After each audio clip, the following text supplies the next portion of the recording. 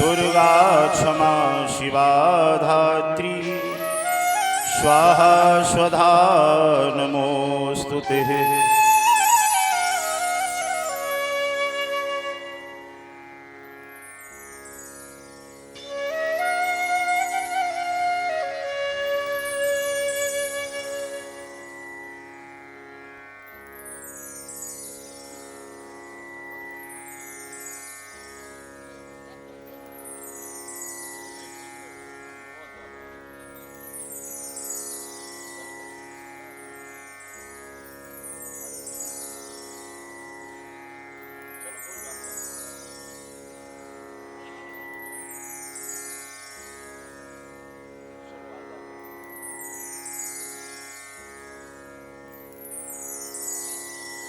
हे पार्थ के सारथी तुमको कोटि प्रणाम, मेरी भी प्रभु थाम लो, सो अपने हाथ लगा।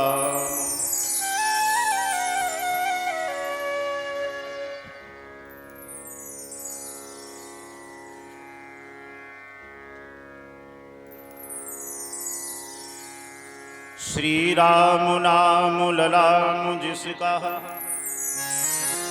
सर्व मंगल धाम है, उस श्री सर्वेश को श्रद्धा सुमन प्रणाम है। अतुलित बलिधाम हेमु शैलावदेहम् तनुजुवन कृशानं ज्ञानिनाम अग्रगण्यम् सकल गुण निधानं वानराणामुधीशं रघुपति प्रिय भक्तं बात जातं नमामि। मोर मुकुट की लटक में अटक रहो मन मोर, जो वृंदावन चंद्र सो सुजे जे नंद किशोर।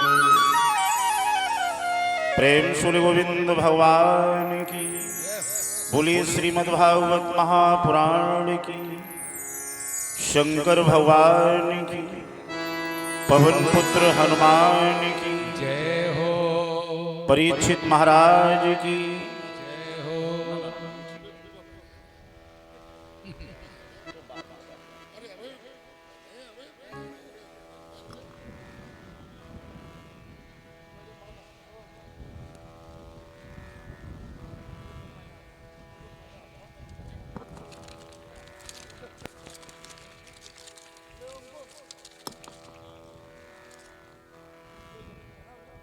आदरणीय समस्त प्राग परिजन,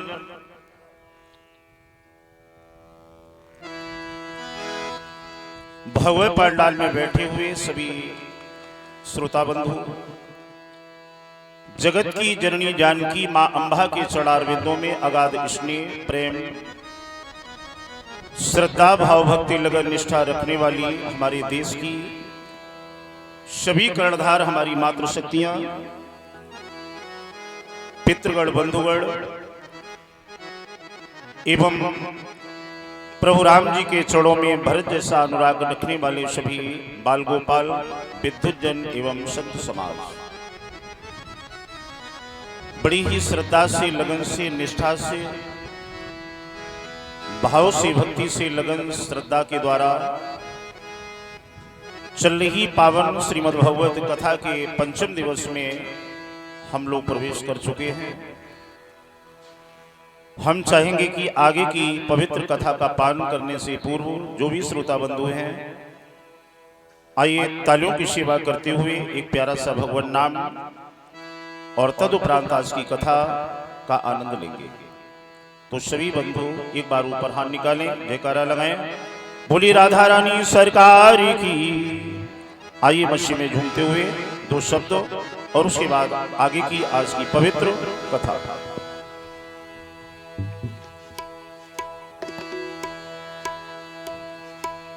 बोली राधा रानी सरकार की। और छोटे से श्याम बनवारी जय हो। बारे से श्याम गिरधारी चले आओ बांके बिहारी। छोटे से श्याम गिरधारी चले आओ बांके बिहारी। छोटे से श्याम गिरधारी चले आओ बांके बिहारी। छोटे से श्याम गिरधारी चले आओ बांके बिहारी। श्री राधे।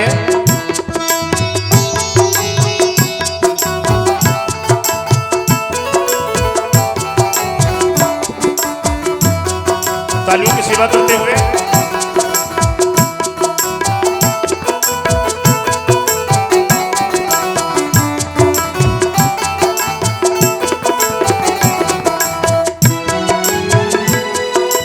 जो कान्हा तुम नाम न जानो, जो कान्हा तुम नाम न जानो, जो कान्हा तुम नाम न जानो, जो कान्हा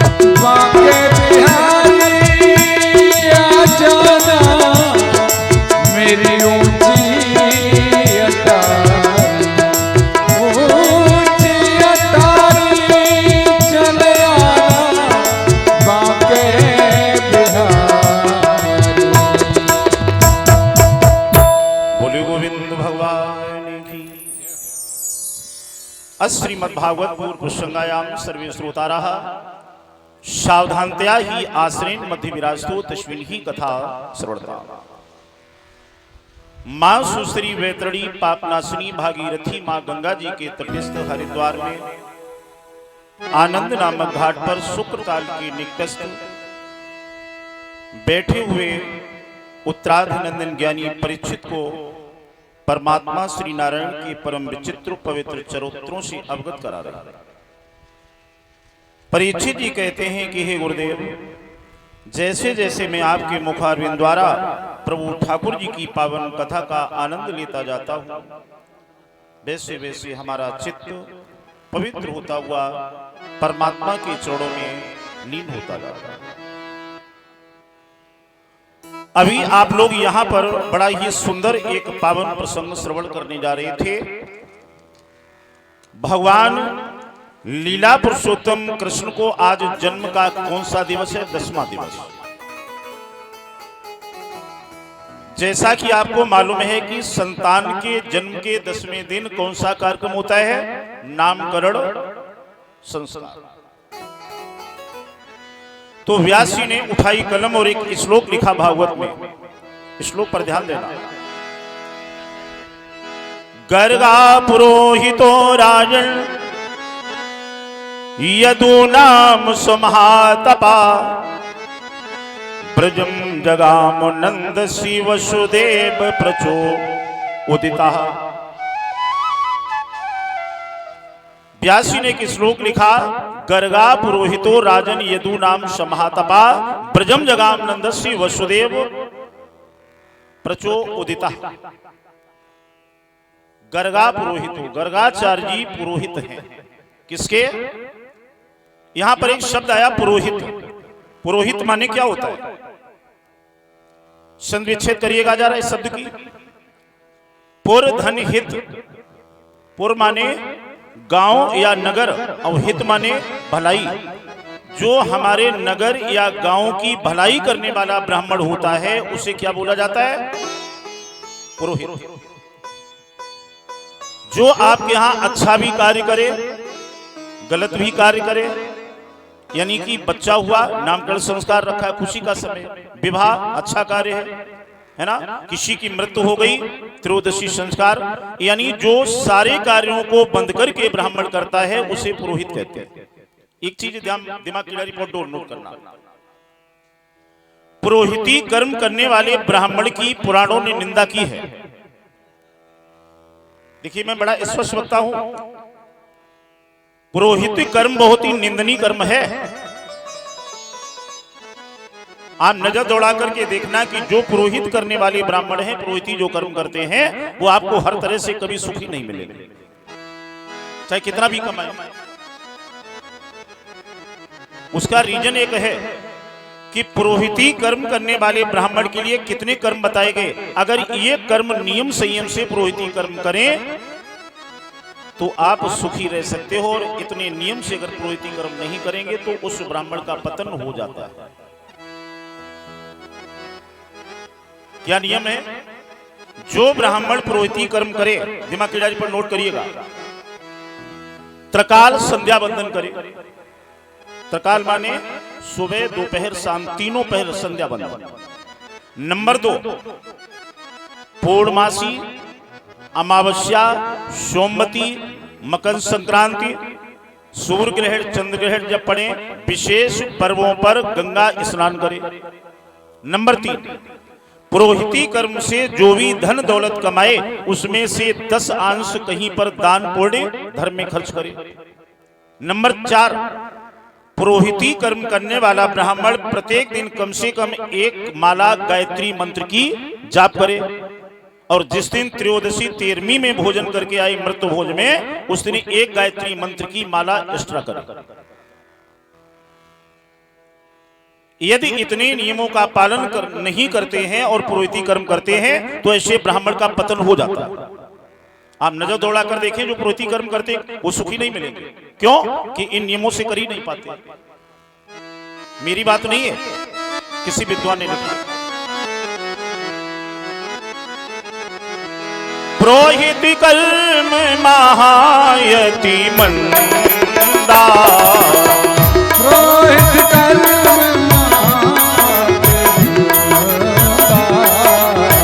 वेद पुराण करे सब निंदा, वेद पुराण करे सब निंदा। पुरोहित कर्म महायति मंदा, पुरोहित कर्म महायति मंदा, वेद पुराण करे सब निंदा, वेद पुराण करे सब निंदा। पुरोहित कर्म महायति मंदा, पुरोहित कर्म महायति वेद पुराण करे सब निंदा, वेद पुराण करे सब निंदा। पुरोहित कर्म महायति मंदा, वेद पुराण करें सब निंदा। दूसरी बात, मैं तो उन ब्राह्मणों से एक प्रार्थना करूंगा कि जो पुरोहिती कर्म करते हैं वो पुरोहिती कर्म करना बंद कर दें। क्यों बंद कर दें? हम बताएं आपका रीजन। आपने देखा होगा किसी के यहां विवाह हो, पंडित जी को बुलाया गया, मन से सुनना बात। आज शाम को बारात आने को है, ब्राह्मण देव कब पहुंच गए? शाम को 4 बजे। ठीक है ना? एक दिन ये पूरा आपका बर्बाद हुआ। शाम को द्वारचार कराया, अगमानी ली गई, द्वारचार हुआ, उसके बाद इंतजार करते रहे, बोले विवाह के लिए, बोले 5 बजे यानी पंडित जी मंडप में गए। अब पहले आप 4 घंटे दारू शराब पी करके नशे में बैंड बाजे में नाचते रहे, आपने 4 घंटे समय खर्च कर दिया, कोई चिंता नहीं। लेकिन जब विवाह का समय आया तो आपने देखा होगा बराती जाते जो मालिक होता, बोले पंडित जी समय नहीं, बहुत जल्दी जल्दी करो। कभी आपने सोचा कि जो मूल कार्य है, आप पाड़ी ग्रहण विवाह कराने गए हो अपने बच्चे का, है बैंड बाजे में नाच कूदने में फालतू समय आपने 4 घंटे बर्बाद कर दिया। और जो मूल काम पाड़ी ग्रहण है, जो नियम संयम से मंत्र उच्चारण से होना चाहिए, आप क्या कहते हैं? पंडित जल्दी करो। पंडित जी ने भी जल्दी कर दिया। सुबह हमने देखा कि जब ब्राह्मण देव पहुंचे जन्माशय में, बोले विवाह हो गया, वही वेदी खर्चा, बोले कितना हुआ? बोले 51 रुपए। तो मैंने सुना है लोगों को, बोले 51 रुपए क्या बेजर बेची? चलो 1100 रुपए दो। एक ब्राह्मण ने 2 दिन बर्बाद किए। आपका जो मेन काम है विवाह पढ़ाया उसने बेचारे ने मंत्र के द्वारा, आप उससे कहते कि क्या हुआ? 1100 रुपए ले लो। और वही जो नाचने वाले आता ना, आपकी बेइज्जती करेंगे। और अगर 11,000 रुपए मांग लिए तो 11,000 रुपए लेके जाएंगे, आप देंगे। मालूम है किसे? हाँ, नाचने वाले। वो हम तो ताली बजा नहीं पाते, हम बजा के दिखाते। उन्हें 11,000 रुपए दे दिए, और जो ब्राह्मण 2 दिन बर्बाद किया, जो आपका मेन काम था, वो आपने करवा लिया। और उससे कहते, ब्राह्मण से कहते, क्या तुमने क्या किया? 1100 रुपए पकड़ाओ। तो मैं तो कहता हूं कि आप ये कार्य बंद कर दीजिएगा। इससे बढ़िया आप चाहे जो एक गाय पाल लीजिए, 2 गाय पाल लीजिए, उससे दूध यानी बेचकर उससे ज्यादा आप कमाएंगे। और धीरे धीरे जो बुद्धिमान ब्राह्मण है उन्होंने ये सब काम बंद ही कर दिया। बोले भक्त और भगवान की। सुखदेव जी कहते हैं, गर्गा पुरोहितो राजन यदुनाम समातपा। अब यहां पर आप लोगों को एक शंका हो रही होगी कि महाराज जी कहते हैं कि पुरोहिती कर्म बहुत निंदनीय है, पुराणों ने वेदों ने निंदा की। लेकिन वशिष्ठ जी रघुकुल में, अयोध्या में, राजा के दशरथ में पीढ़ी दर पीढ़ी ये वहां पुरोहिती कर्म क्यों करते रहे? भाई अगर ये निंदनीय काम है तो ब्रह्मा जी के पुत्र वशिष्ठ ने पुरोहिती कर्म क्यों किया? हम बताएंगे इसका रीजन। जिस समय ब्रह्मा जी ने अपने मन के द्वारा अपने पुत्र वशिष्ठ को प्रकट किया, तो वशिष्ठ जी से कहा कि बेटा वशिष्ठ, बोले हाँ, बोले तुम जाओ अयोध्या में रघुकुल में जाकर के पुरोहिती करो। तो वशिष्ठ जी ने मना कर दिया, बोले पिताजी ये हम निंदनीय कर्म पुरोहिती कर्म करने नहीं जाएंगे। ब्रह्मा जी बोले बेटा वशिष्ठ, हम तुम्हें सबसे ज्यादा चाहते हैं, इसलिए हम तुम्हें ये काम दे रहे हैं। वशिष्ठ जी हंसने लगे, बोले सबसे ज्यादा चाहते हो इसलिए आप हमें ये निंदनीय काम दे रहे हो?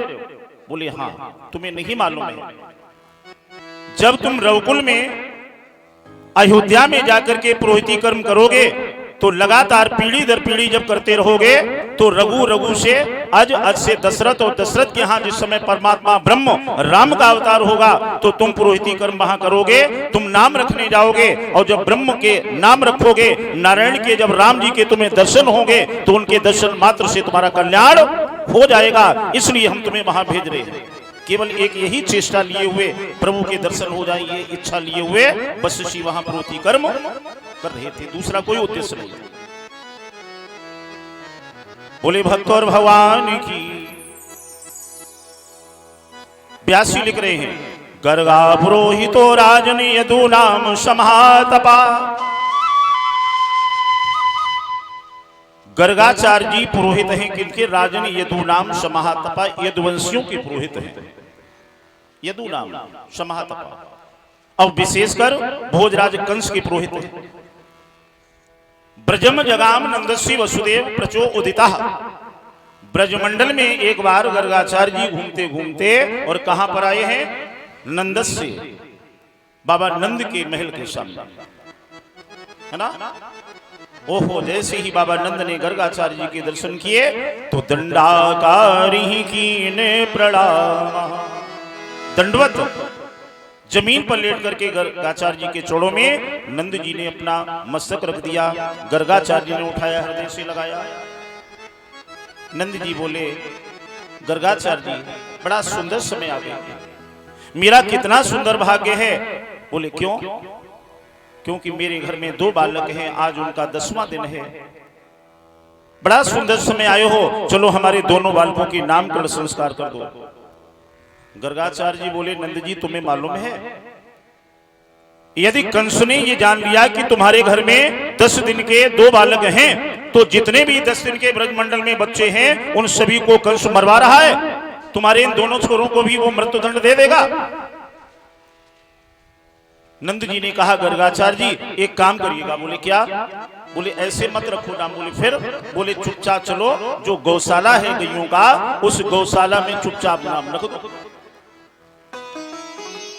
अब देखो, इनके हर काम चोरी से हो रहे। रात के 12 बजे अवतार लिया, चोरी से मथुरा में गोकुल गए, और नामकरण की जब बात आई तो नंद जी क्या बोले?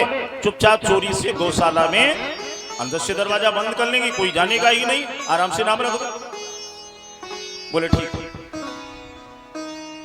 गर्गाचार्य जी गौशाला में गए, मोतियों से चौक बनाया, गणेश गौरी नवग्रह सभी देवताओं को स्थापित किया।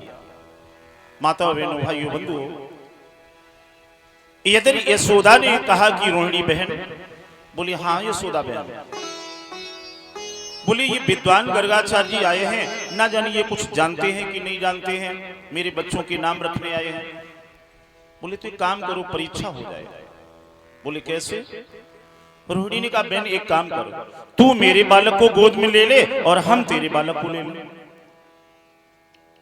गर्गाचार्य जी के सामने चलेंगे, अगर गर्गाचार्य जी देखकर ये बता देते हैं कि रोहिणी तू यशोदा के बालक को लिए है और यशोदा तेरे बालक को लिए, तो हम जान लेंगे ये विद्वान। यही हुआ, रोहिणी ने यशोदा के बालक को लिया और यशोदा ने रोहिणी के बालक को लेकर के गौशाला में वहां पहुंची जहां मोतियों से चौक बना हुआ है। और जैसे ही चौक के पास बैठी हैं यशोदा रोहिणी, गर्गाचार्य जी की नजर पड़ी तो गर्गाचार्य जी मुस्कुराने लगे। यशोदा ने कहा, क्या बात है गुरुदेव? बोले क्या बताएं, आज तक हमने इतना प्रेम नहीं देखा जितना तुम दोनों में प्रेम है। रोहिणी बोली क्यों? क्योंकि अरे ये प्रेम ही तो है जो यशोदा तेरे बालक को गोद में लिए है और तू यशोदा के बालक को लिए, ये प्रेम नहीं तो क्या है? आहा, यशोदा की गर्दन लज्जा से नीचे झुक गई। इसका मतलब इन्होंने पहचान लिया है ये परम विद्वान। हाँ हाँ बाबा, हम दोनों को बहुत प्रेम है और एक दूसरे के बच्चों से, तभी तो एक दूसरे के बच्चे हमने गोद में लिए। यशोदा ने अपने बालक को ले लिया, रोहिणी ने। अब चूंकि रोहिणी बड़ी है तो गर्गाचार्य ने रोहिणी के गोद में जो बालक लेटा उसके मस्तक पर नजर डाली। एक चीज और ध्यान देना, पहले विद्वान ब्राह्मण जब संतान के बच्चों के नाम रखते थे तो कैसे रखते थे? बालक के मस्तक की रेखाओं को देखकर, है ना? उस बालक में जैसे गुण अवगुण होते थे, उन गुणों के आधार पर ही संतान का नाम रखा जाता था, नहीं रखा जाता था। प्रमाण है रामचरितमानस में। दशरथ के चारों बालकों के नाम जब वशिष्ठ ने रखे तो उनके गुणों के आधार पर ही रखे। सबसे बड़े बालक का नाम जब रखा वशिष्ठ ने क्या रखा था? जो सच्चिदानंद सुख राशि हैं, इनका नाम सच्चिदानंद राम है। राम से छोटे कौन थे? चौंक पड़े कर वशिष्ठ जी बोले ये तो विश्व भरण पोषण करने में सक्षम है, तो इसका नाम क्या रख दिया? विश्व भरण पोषण कर जोई ताकर नाम भरत अश। ये गुण देकर भरत नाम रखा। तीसरे बालक का नाम जब रखा बोली ये तो शेष के अंश से है, लक्ष्मण पालता यशुनाम ही लक्ष्मणा, इसका नाम लक्ष्मण है। और चौथे बालक में जब गुण क्या देखे, इस बालक का नाम लेने से रिपुओं का नाश होगा, तो उस बालक का नाम क्या रखा? गुणों के आधार पर। जाके सुमरंते रिपनासा नाम शत्रुघ्न। तो पहले ब्राह्मण विद्वान बच्चों के गुणों को देख करके नाम रखते थे। अच्छा, दूसरी बात, पहले विद्वान ब्राह्मण जब संतान के नाम रखते थे तो ऐसा नाम रखते थे जिसके नाम में कोई न कोई प्रभु का नाम जरूर आ जाए। क्यों? क्योंकि जब भगवान से मिलता जुलता नाम होगा तो यद्यप हम बच्चे को बुलाएंगे लेकिन हमारे मुंह से प्रभु का भी नाम निकल आएगा। आप किसी बुजुर्ग से नाम पहले के पूछे, उसमें भगवान का अंश जरूर होगा। दादाजी आपका नाम क्या है? नहीं है? रूपलाल। ये रूपलाल भी पर्यायवाची शब्द है, भगवान शंकर का पर्यायवाची शब्द है। आपका नाम क्या है? गोविंद सिंह। देखो गोविंद आया प्रभु का नाम। किसी भी आप बुजुर्ग से या हमारी बूढ़ी माओ से पूछ लें, इनके नाम ऐसे होंगे जिनमें कोई न कोई भगवान का नाम जरूर होगा, क्योंकि ये विद्वान ब्राह्मणों के रखाए हुए हैं।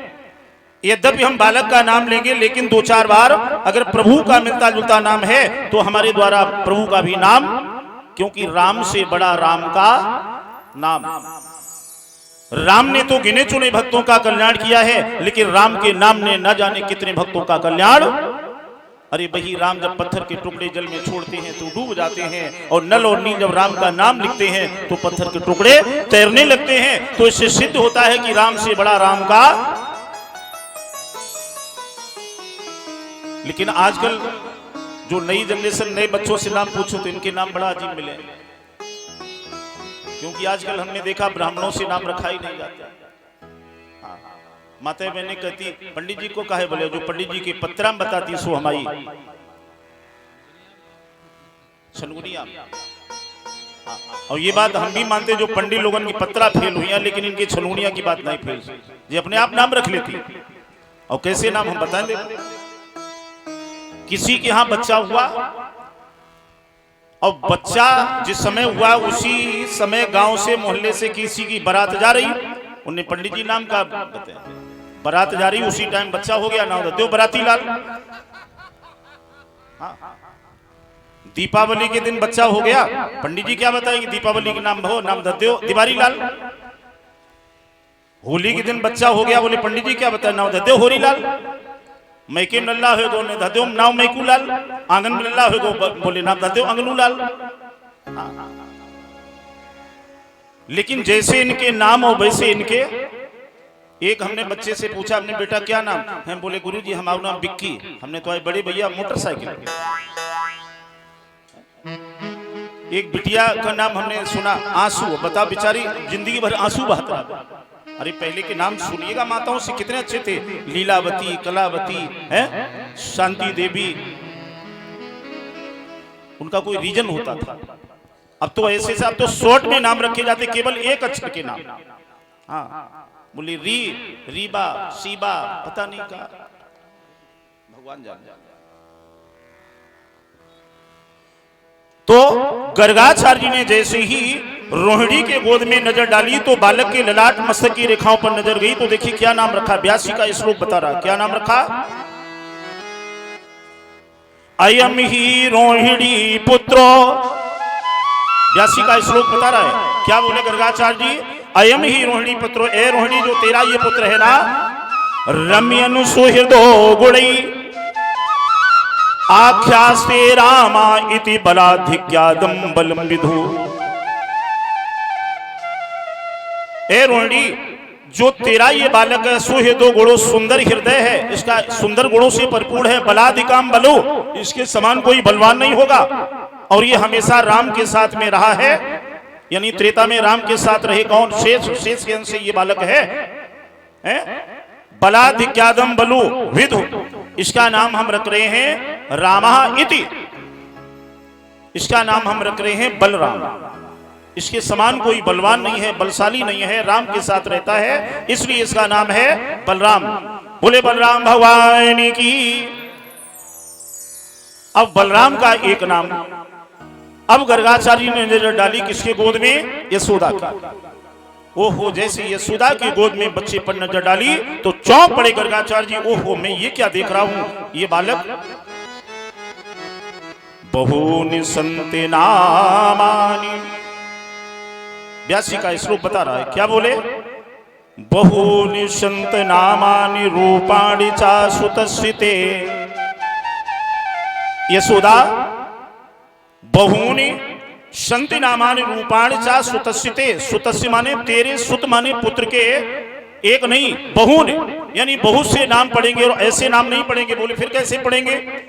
गुण कर्मान रूपाणि, गुण कर्मान रूपाणि, गुणों के आधार पर, जहां पर जैसा ये कर्म करेगा, गुण अनुरूपाण तान्यम वेदम नोजना।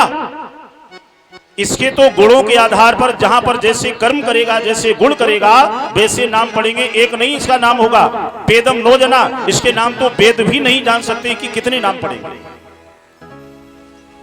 जैसे सभी के मन को चुराने वाला होगा तो कोई कोई इसे कहेगा मन मोहन। श्याम वर्ण का है तो कोई कोई कहेगा श्याम, और इसके समान सुंदर कोई नहीं है तो कोई कहेगा श्याम सुंदर। चंद्र वंश में उत्पन्न हुआ है तो कोई कहेगा कृष्ण वर्ण का, कृष्ण वर्णेन इति कृष्णा। श्यामले रंग का है तो कोई इसे कहेगा कृष्ण। चंद्र वंश में है तो कोई कहेगा कृष्ण चंद्र। एक बार ये अपने हाथ पर गिरवर को उठाएगा तो वहां इसका नाम पड़ेगा गिरधारी। माखन को चुराएगा तो इसका नाम पड़ेगा माखन चोर। इसके समान कोई वंशी नहीं बजाएगा तो कोई कोई कहेगा मुरलीधर। एक बार रण छोड़ करके भागेगा तो वहां इसका नाम पड़ेगा रणछोड़ भगवान। और एक बार ये अपने इंद्रियों पर विजय पाएगा तो वहां पर इसका नाम पड़ेगा योगीश्वर। बहूनि संति नामानि रूपाणि चा सुतस्सिते गुण कर्मान रूपाणि तान्नम वेद नो जनः। गुणों कर्मों के आधार पर इसके बहुत से नाम पड़ेंगे। वेदों की भी ताकत नहीं है जो इस बालक के नाम रखते, क्योंकि ये एको ब्रह्म द्वितीयानासी तो ब्रह्म है, नारायण है। लेकिन इसका मुख्य नाम हम रख रहे हैं कृष्णेन वड इति कृष्णा। इसका मेन मूल नाम है कृष्णचंद्र। बोले कृष्ण भगवान की। बड़े भैया का नाम बलराम, छोटे का नाम रखा कृष्ण। यशोदा ने कहा कि बाबा गुरुजी एक बात है। बोले क्या?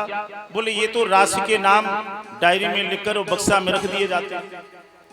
भाई ये नाम तो केवल विवाह होगा तभी काम आएंगे। आपने देखा होगा राशि के नाम पंडित जी लिखकर चले जाते, वो नाम कोई लेता ही नहीं।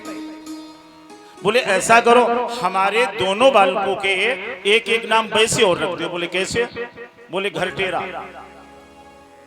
आपने देखा होगा लिखत पढ़त में नाम कुछ और होता है और घर में कुछ और बुलाया जाता है। बोले घरटेरा नाम और रखो। तो गर्गाचार्य जी ने कहा कि चलिए रोज बुलाने वाले हम नाम रख रहे हैं। जिसका नाम हमने बलराम रखा है, इसका नाम घर में लोग इसे कहेंगे बलुआ, है ना। और जो कृष्ण नाम है इससे कहेंगे कलुआ। तो घरटेरा नाम क्या रखे? कलुआ बलुआ। बोले कलुआ बलुआ भगवान की। ये घरटेरा नाम रखे। गर्गाचार्य चलने लगे। नंद राय ने कहा, गर्गाचार्य जी बोले हाँ। बोले हमारे कहां का एक नियम है कि कोई अतिथि विद्वान ब्राह्मण अगर आए तो बगैर भोजन के नहीं जाता। बोले तो क्या करें? बोले पहले भोजन उसके बाद।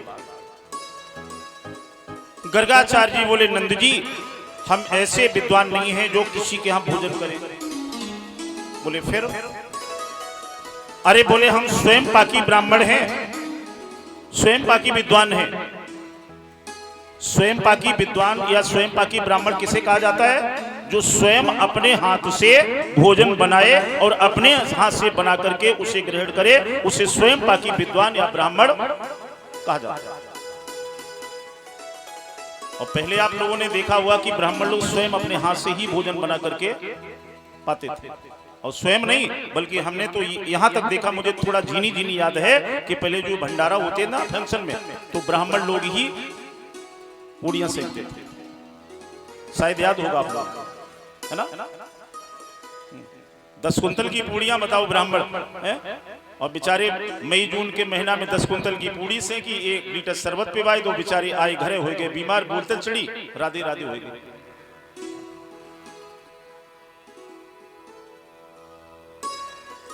तो गर्गाचार्य जी बोले कि हम स्वयं पाकी ब्राह्मण हैं। बोले मतलब? बोले हम अपने हाथ से भोजन बनाएंगे। तो गर्गाचार्य जी बोले कोई बात नहीं, आप क्या पसंद करेंगे? बोले ध्वजा नाम मधुरेण, ध्वज माने ब्राह्मण को मधुर मिष्ठान प्रिय है। बोले तो क्या पाएंगे? बोले हम तस्मई पाएंगे। तस्मई माने खीर, और ब्राह्मण को मधुर मीठा बहुत पसंद है। तो बोले तस्मई के लिए क्या सामग्री चाहिए? गर्गाचार्य जी बोले तस्मई के लिए 7 सेर गाय का दूध। बोले कितने लोगों के लिए बनेगी? बोले देंगे किसी को नहीं। अब बताओ, 7 सेर दूध और 1 पाव चावल, 1.25 सेर मेवा, है ना, और 1 पाव देसी घी गाय का, थोड़ी खांड और थोड़ा कपूर। सारी सामग्री जुटाई। मैया यशोदा ने, रोहिणी ने चौका लगा दिया, बर्तन धुल कर रख दिए, सारी व्यवस्था कर दी। गर्गाचार्य जी ने बड़ी प्रेम से 7 सेर में 1 पाव चावल डाले, 1.25 सेर मेवा, और बनाकर के तस्मई खीर तैयार हुई। हाँ, ब्रजमंडल की, ब्रज में खीर बड़ा अच्छी पसंद है ना? जब मथुरा के जो है पांडे लोग जब बनाए खीर ब्राह्मण, तो बड़ा अच्छी बनती है, स्वादिष्ट तस्मई। गर्गाचार्य जी ने बड़े प्रेम से तस्मई बनाई और एक वड़े से परात में परोस कर रखी। गर्गाचार्य जी ने अपनी झोली से निकाली 1 घंटी भोग लगाने के लिए, और उसमें 5 तुलसी के पत्ते रखे। एक चीज दिमाग की डायरी पर नोट करना, चाहे नमक रोटी हो, प्रभु का पहले भोग जरूर लगाए। और भोग लगाने में जब तक तुलसी का पत्रा आप प्रयोग नहीं करेंगे, तब तक बगैर तुलसी के पत्र के ठाकुर जी का भोग नहीं लगता। तुलसी का पत्ता जरूर होना चाहिए। नियम तो यह होता है कि अन्न क्या है? अन्न एक देवता है। बोलो, अन्न देवता है, और देवता का स्थान अपने से नीचा होना चाहिए या अपने से ऊंचा? बोलो जरा भाई, अन्न देवता है और देवता का स्थान अपने से ऊंचा होना चाहिए। तो नियम तो यह है भोजन करने का, जब हम भोजन करें तो हमारे सामने कोई चौकी लकड़ी की या पटा हो। हम राजस्थान में जब प्रोग्राम करने जाते हैं तो देखा है, वहां जब लोग भोजन करते हैं तो लकड़ी की चौकी, उस पर एक स्वच्छ कपड़ा बिछाते हैं, उस पर भोजन का थाल रखा जाता है, क्योंकि अन्न देवता होता है। तो बड़े प्रेम से पहले ऊंचे से पाटे या चौकी पर भोजन रखें, तुलसी का पत्र रखें, और पहले उसमें भोग लगाएं। भोग लगाने से क्या होता है? ये भोजन नहीं रह जाता, फिर क्या बन जाता है? प्रभु का जूठा प्रसाद। एक चीज और ध्यान देना, ये खाना नहीं है, हम लोगों का सही शब्द है भोजन। खाना तो ये उर्दू लफ्ज है, हम लोगों को बोलना चाहिए भोजन। तो जब हम भोजन में भोग लगाएंगे तुलसी का पत्र रख करके, तो ये भोजन नहीं रहेगा, वो क्या बनेगा? प्रभु का प्रसाद। भोजन का थाल चौकी पर रख लें, नेत्र बंद करें और केवल छोटा सा मंत्र बोल लें। इतने बोलने से प्रभु का भोग लग जाएगा। उससे 2 लाभ हैं, दिमाग की डायरी पर नोट करिए। पहला लाभ, एक तो प्रभु का जूठा प्रसाद बनेगा, ठीक है ना, जिससे हमारी बुद्धि पवित्र होगी। नंबर 2, जब पहले हम प्रभु का भोग लगा देंगे तो कभी कभी हमने देखा है, कुछ लोग कहते हैं कि हमें मठा के आलू का उन पुड़ियां दे दे, कोई का खीर भुगवा के नाखून खवाए दे, ये बड़ा देहात में चलता है और विशेषकर माता मैंने इन्हें बड़ा ये हाँ बोले हमें लगत का ने हमारी लल्ले पुड़िया दे। तो जो भी उसमें किया धरा होता है वो पहले ग्रास में ही जाता, पहले ग्रास में ही। तो जब पहला ग्रास आप प्रभु के लिए निकाल देंगे तो उसमें जो भी होगा अनिष्ट वो निकल जाएगा। ये दूसरा आध्यात्मिक लाभ है। तो भोजन का थाल ऊपर चौकी पर रख लें, नेत्र बंद करें और केवल इतना बोल लें, इतने बोलने से प्रभु का भोग लग जाता है। कितना? त्वदीयं वस्तु गोविंद त्वमेव समर्पे, आपकी वस्तु गोविंद आपको समर्पित है। पहले आप भोग लगाओ, उसके बाद हम भी जूठा प्रसाद समझ कर पाए। बोलिए इतने बोलने में कोई देर हुई, कुछ खर्च हुआ, लेकिन इतने कहने मात्र से वो भोजन भोजन नहीं रहा, वो क्या बन गया? प्रभु का प्रसाद। अब आप कहेंगे कि महाराज जी ये तो संस्कृत में है, हमें इतना भी ध्यान नहीं रहेगा। चलिए हम बिल्कुल सरल आपको हिंदी में एक मंत्र बताएं। भोजन का थाल सामने रखें, नेत्र बंद करें, हाथ जोड़ लें और केवल इतना कह लेना। कितना? तुम्हें निवेदित भोजन करही, प्रभु प्रसाद पट भूषण धरई। तुम्हें निवेदित भोजन करई, प्रभु प्रसाद पट भूषण धरई। तुम्हें निवेदित भोजन करई, तुम्हें निवेदित भोजन करई, प्रभु प्रसाद पट भूषण धरई।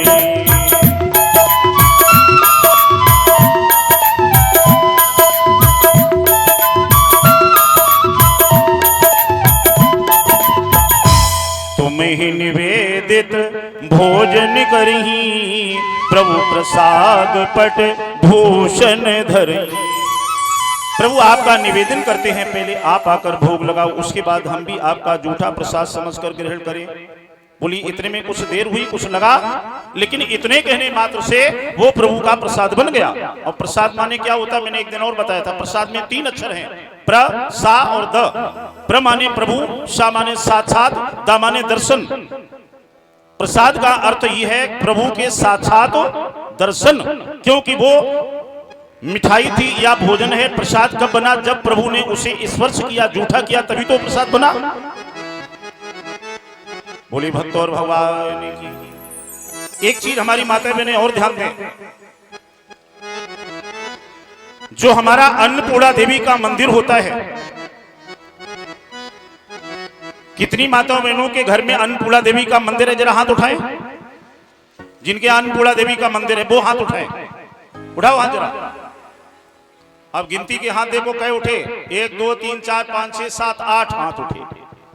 केवल 8 ही लोगों के यहाँ अन्नपूर्णा देवी का मंदिर है, बाकी ये सब व्रत रहती हैं। अरे भाई रसोई घर, भोजनालय, अपनी भाषा में आजकल किचन बोला जाता, ये क्या है? अन्नपूर्णा देवी का मंदिर है। तो फिर हाथ क्यों नहीं उठाए? आप लोगों ने क्या समझा तिरवा वाली अन्नपूर्णा देवी?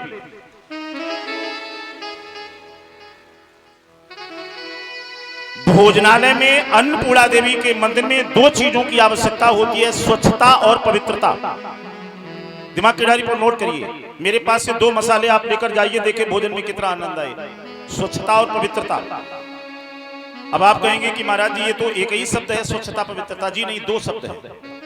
स्वच्छता बाहर की सफाई, धुले हुए वस्त्र है ना, लिपा पुता भोजनालय, बाहर की सफाई को कहते हैं स्वच्छता, और अंदर की सफाई को कहते हैं पवित्रता। स्वच्छता के द्वारा पवित्र मन से जब भोजन बनता है, नियम तो यह है कि जब आप भोजन बनाएं तो भोजन बनाते समय कोई न कोई प्रभु का भजन गुनगुनाते रहें। देखिए भोजन में क्या टेस्ट, क्या आनंद आता है। हमारी माताएं बहनें याद है पहले आपको, जब आटा पीसती थी चक्की से, मुझे याद है थोड़ा थोड़ा, है ना, सुबह 4 बजे। अब तो सारा नियम ही बदल गया। माताएं बहनें घर में चक्की चलाती थी, हमारे भैया पिता लोग घर में बाहर खेत में हल चलाते थे, और माताएं बहनें चक्की चलाती थी। चक्की आटा भी पिस रहा है, गेहूं भी पिस रहा है, और गोद में बच्चा भी सो रहा है। और हमने देखा कि एक माँ उधर बैठी, एक इधर है, और भजन भी होते रहते थे, है ना। मुझे याद है मेरी बूढ़ी दादी माँ थी, भजन गाती रहती, मालूम ही नहीं होता था। बोले हमने आज 4 सेर गेहूं पीस लिया। तो उससे क्या होता है? तन लगा रहे गृह कार्य में, मन से सुमिरन होना चाहिए और दुनियादारी के साथ साथ हरि का सुमिरन। तन शरीर घर का काम कर रहा है, मन से सुमिरन भी हो रहा है। और जब प्रभु के शब्द जो है भोजन में कोई कार्य करी उसमें जब पढ़ेंगे तो उसका आनंद कुछ और बदल जाता है।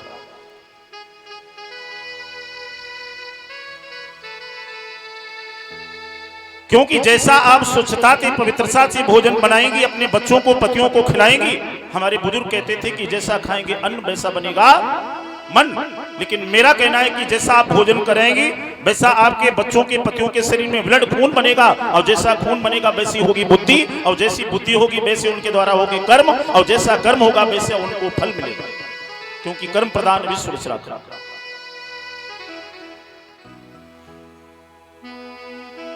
एक बात आप लोगों से मैं पूछूंगा, जितने भी हमारे भक्त बैठे हुए हैं, माता बहने भैया पिता लोग,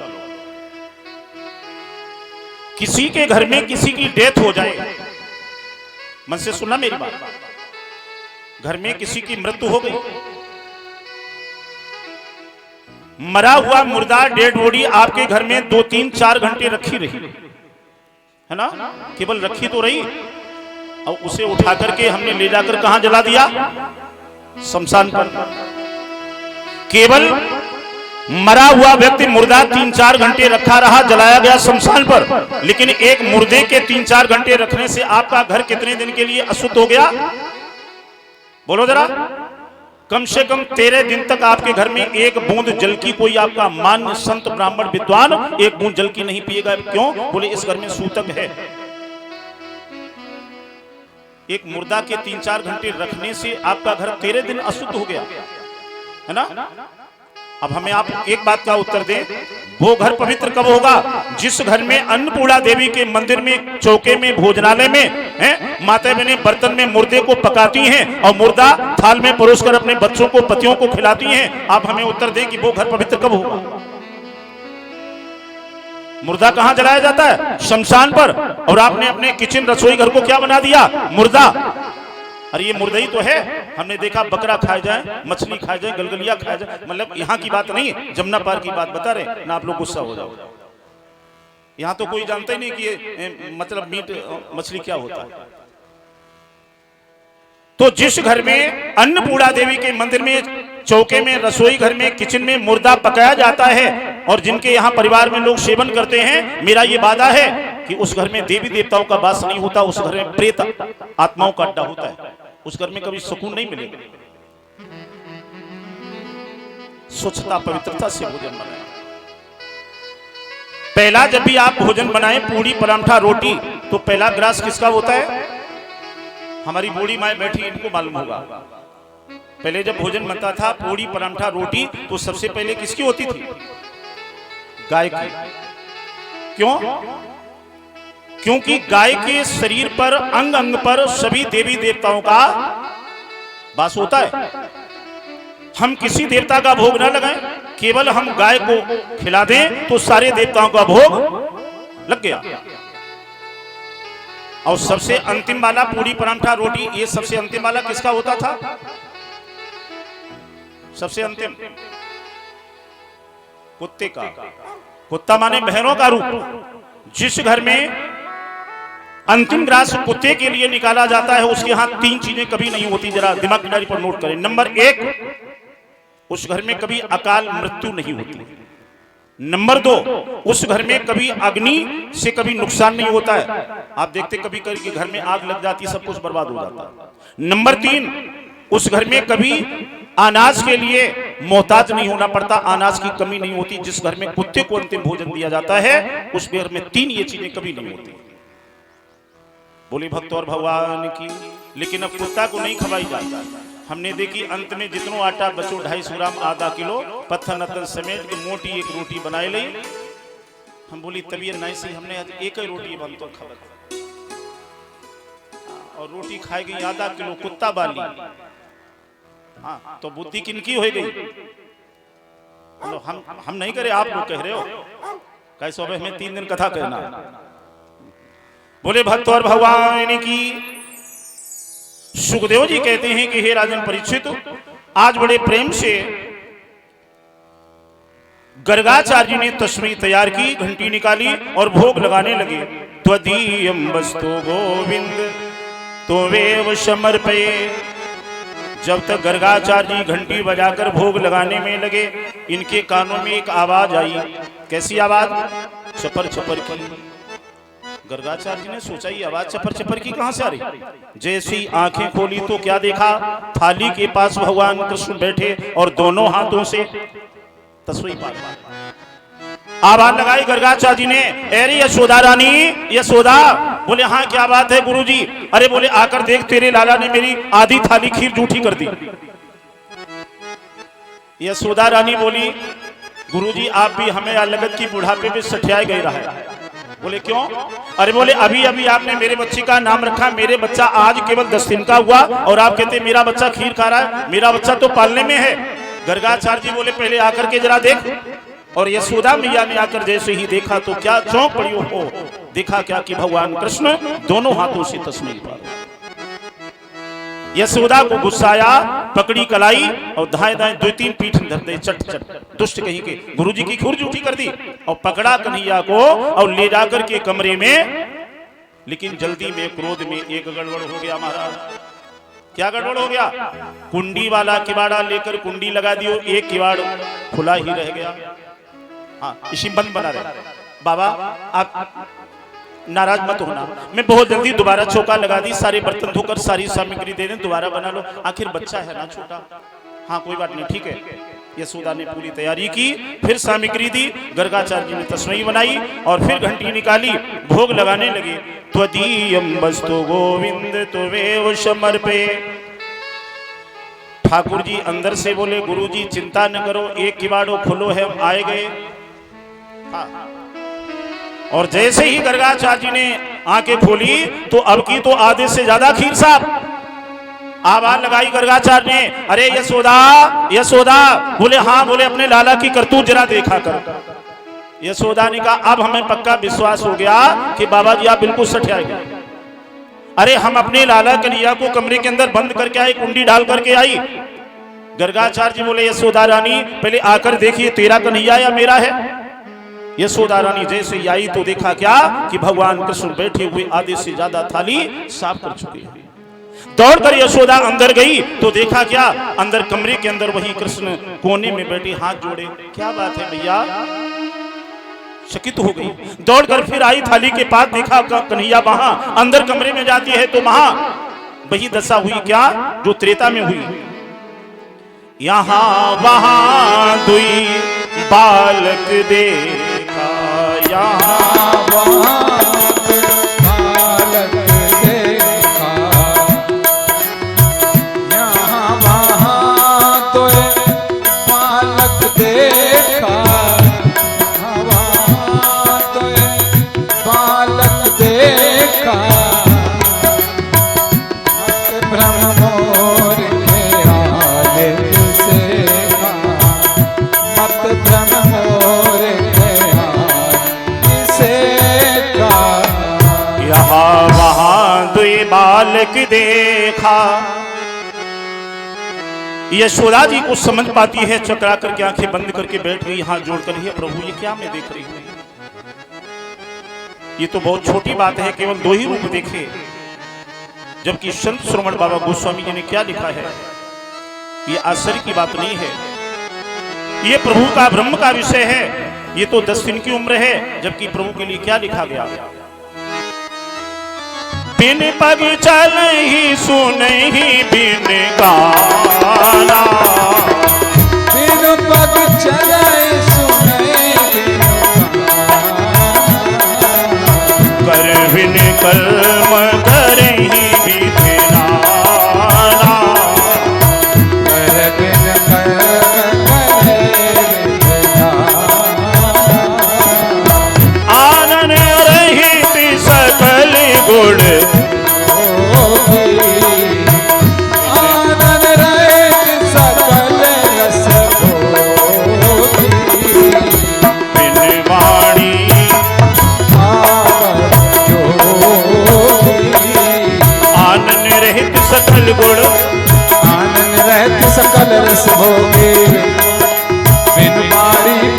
बड़ ज्योति आनंद रहित सकल गुण भोगी आनंद रहित सकल रस भोगी बिनु पानी बता बड़ ज्योति।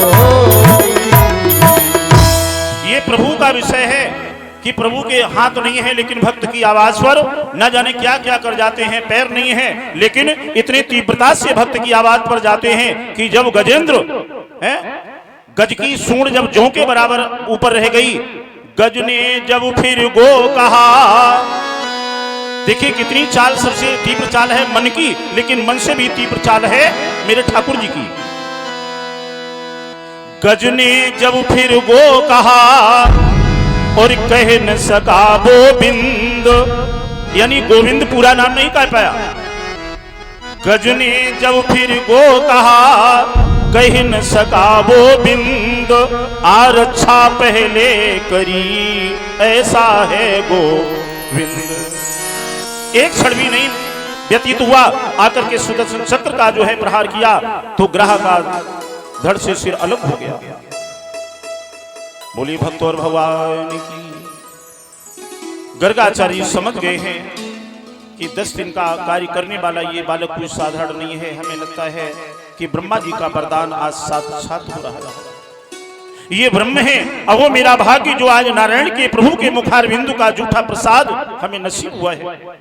बड़ी प्रेम से श्रद्धा से तस्वीर को ग्रहण किया, प्रणाम करके भगवान किसको गर्गाचार्य जी वहां से चले जाते हैं। बोली भक्त और भगवान की। इस तरह भगवान के शुभ नाम के आज नाम रखे गए। आइए 2 शब्दों से प्रभु का एक स्मरण भजन करेंगे और तदुपरांत उसके बाद हम आगे की कथा पर आपको ले चले। केवल शांति का सहयोग देते रहना, हर पॉइंट पर आपको एक नया आनंद प्राप्त होगा। बोले गोविंद भगवान की। आइए मस्सी में झूमते हुए प्यारा सा भजन बोलते हैं कि राधा रानी के, ऐसे नहीं, ऊपर हाथ निकालो जरा। मस्सी में झूमते हुए एक बार ऐसा प्रतीत हो जाए कि आप लोग वृंदावन की रसलीला में बैठे हुए हैं। राधा रानी के चरणों में रह लेंगे हम, राधा रानी के चरणों में रह लेंगे हम, क्षमा प्यारी के चरणों में रह लेंगे हम, क्षमा प्यारी के चरणों में रह लेंगे हम। जैसे रखेगी राधा रानी रह लेंगे हम, जैसे रखेगी राधा बोलो बोलो, रह लेंगे हम, जैसे रखेगी लाडो रानी रह लेंगे हम, जैसे रखेगी लाडो रानी रह लेंगे हम। क्षमा प्यारी के राधा रानी के लाडो रानी के चरणों में रह लेंगे हम, क्षमा प्यारी के चरणों में रह लेंगे। श्री राधे।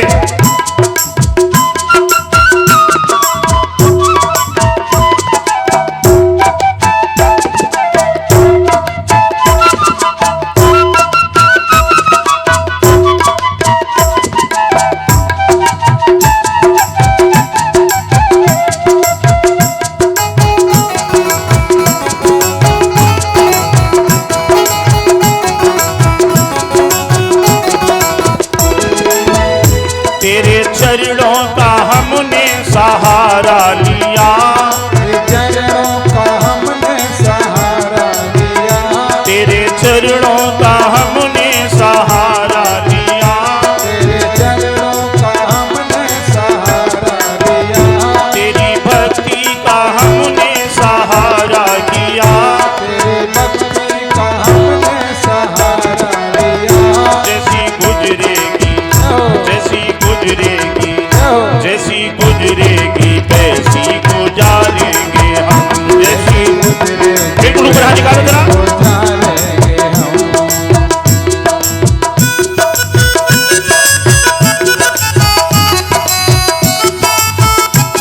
श्री राधे।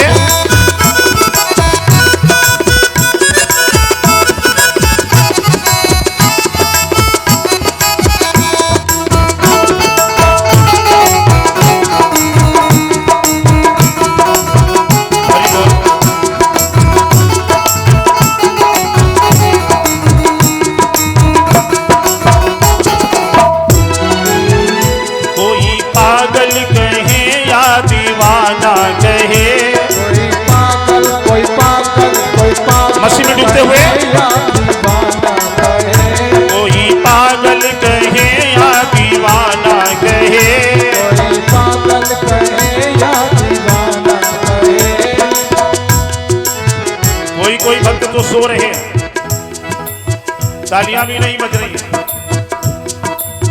हाँ, नजर में हो हमारे।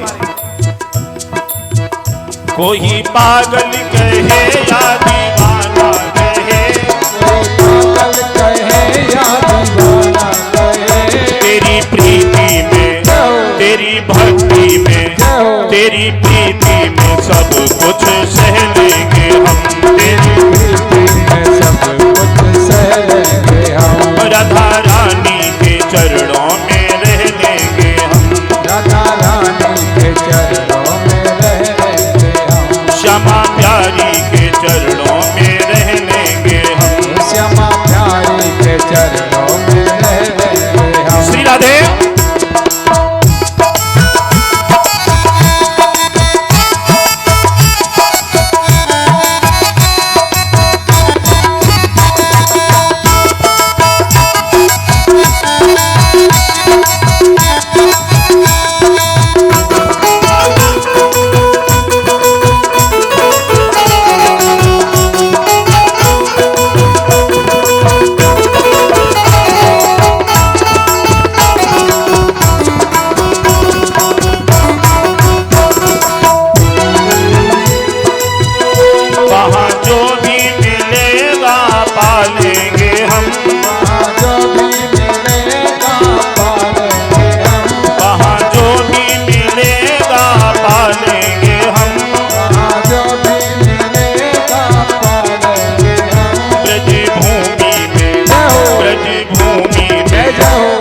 भूमि में जीवन बिता लेंगे हम,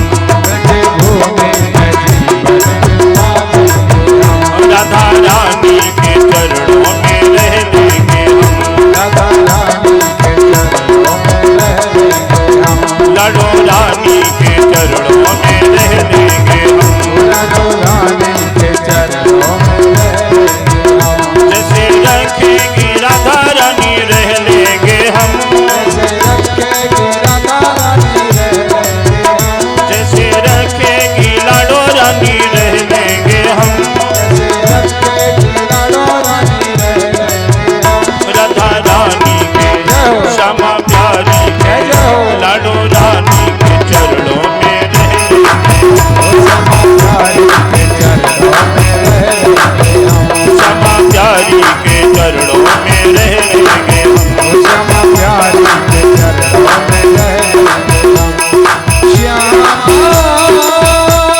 श्यामा एक किशोरी अम्मा, हे स्वामिनी अपने अमर प्रेम की श्री राधे। एक झलक दिखला दो, जय हो। बिहारी जो से मेरे मिलन की दो बातें करवा दो, हो माई मेरी दो बातें करवा दो। प्रेम सुन गोविंद भगवान की। सुखदेव जी कहते हैं कि हे राजन परीक्षित, आइए अग्रिम कथा पर आपको ले चले। व्यास जी ने उठाई कलम और आगे एक भागवत में श्लोक फिर लिखा। जो कथा के प्रेमी है ध्यान दें, क्या लिखा? एकदा क्रीडमानास्ते, भागवत का श्लोक, एकदा क्रीडमानास्ते रामाद्या गोपदारुकः कृष्णो मृदं भक्षितो बानितु मात्रे निवेदयन्। व्यास जी आगे की श्लोक लिख रहे हैं। श्लोक में क्या लिखा है, शब्दों पर ध्यान दें। एकदा क्रीडमानास्ते रामाद्या गोपदारुकः। एकदा, एकदा माने एक समय। रामाद्या, राम के आराध्य कौन है? शेष, और शेष यहां पर है बलराम। तो एकदा माने एकदा एक समय, रामाद्या माने बलराम जी। गोपदारुका यानी ग्वाल वालों के साथ में क्या कर रहे हैं? आगे शब्दों पर ध्यान देना। कृष्णो मृदम भक्षित बानित। कृष्णो माने कृष्णो, मृदा माने, मृदा माने क्या होता है? मृदा माने होता है मिट्टी। एकदा क्रीडमानास्ते रामाध्या गोपदारुका कृष्णो मृदम भक्षित। कृष्णो माने कृष्ण ने, मृदा माने मिट्टी, भक्षित माने खाई। मात्रे निवेदन, सभी ग्वाल बाल चल करके मैया यशोदा से, मात्रे माने माता यशोदा से, निवेदन माने हाथ जोड़ करके निवेदन करने पहुंचे। मन से सुनना मेरी बात, आनंद आएगा इस कथा में। एकदा माने एक समय, रामाद्या गोपदारुका, एक समय राम की आराध्य बलराम जी सभी ग्वाल वालों के साथ में खेल रहे थे। कृष्णो मृदम, कृष्णो माने कृष्ण ने, मृदा माने मिट्टी, भक्षित माने खाई। सर्वे निवेदन, और सभी ग्वाल बाल चल करके मां यशोदा से निवेदन माने हाथ जोड़कर निवेदन करके बोले। और क्या बोले? मैया बोले हाँ कि तेरे लाला ने माटी खाई, यशोदा सुन माई। तेरे लाला ने माटी खाई, यशोदा सुन माई। तेरे लाला ने माटी खाई, यशोदा सुन माई। तेरे लाला ने माटी खाई, यशोदा सुन माई। सुन माई मेरी सुनेरी माई, सुन माई, सुन मेरी माई। सुन माई मेरी सुनेरी माई, सुन माई मेरी सुनेरी माई। तेरे लाला ने, तेरे कान्हा ने माटी खाई, यशोदा सुन माई। तेरे कान्हा ने माटी खाई, यशोदा सुन माई।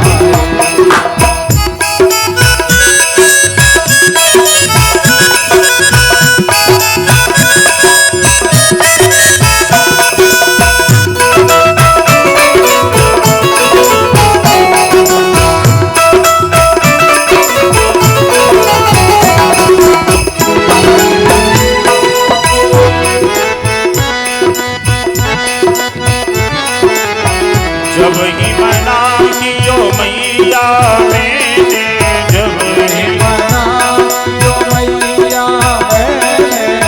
जब ही मना कियो मैया मैंने, वही मना जो मैया मैंने। मोए आंखें लाल दिखाई, यशोदा सुन माई।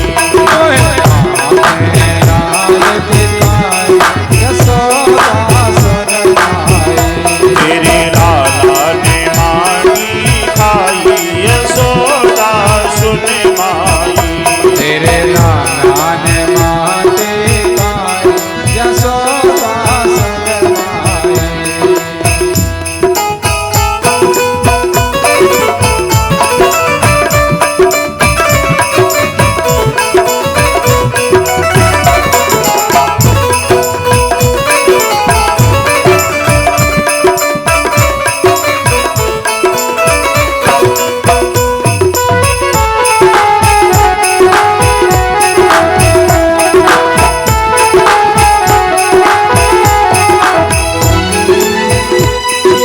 छोटो सो डेला मैया याने उठायो, छोटो सो, डेला मैया याने उठायो। छोटो सो डेला मैया याने उठायो, छोटो सो। डेला मैया छोटो सो डेला, छोटो छोटो छोटेला मैया याने उठायो। ये तो गटक गटक गयो खाई, यशोदा सुन माई। तेरे लाला ने माटी खाई, यशोदा सुन माई। तेरे कान्हा ने माटी खाई, यशोदा सुन माई। तेरे लाला ने माटी खाई, यशोदा सुन माई। यशोदा सुन माई।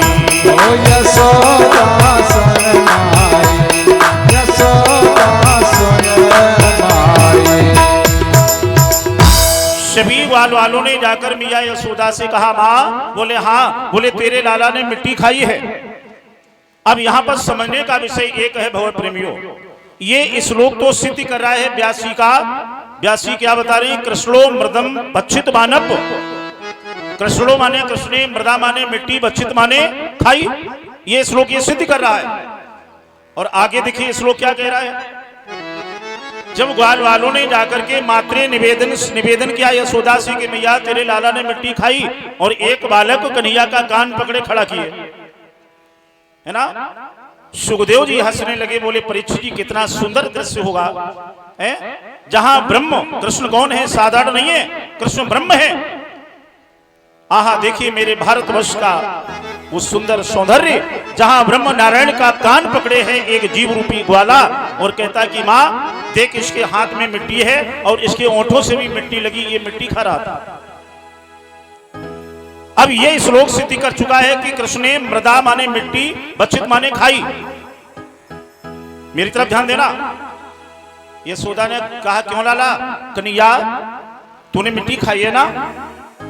कन्हैया बोले, माँ मुझे मालूम है कि जो ये ग्वाल बाल कहेंगे तू इनकी बात पर विश्वास करेगी, क्योंकि मैं तेरा जाया थोड़ी हूं, है ना।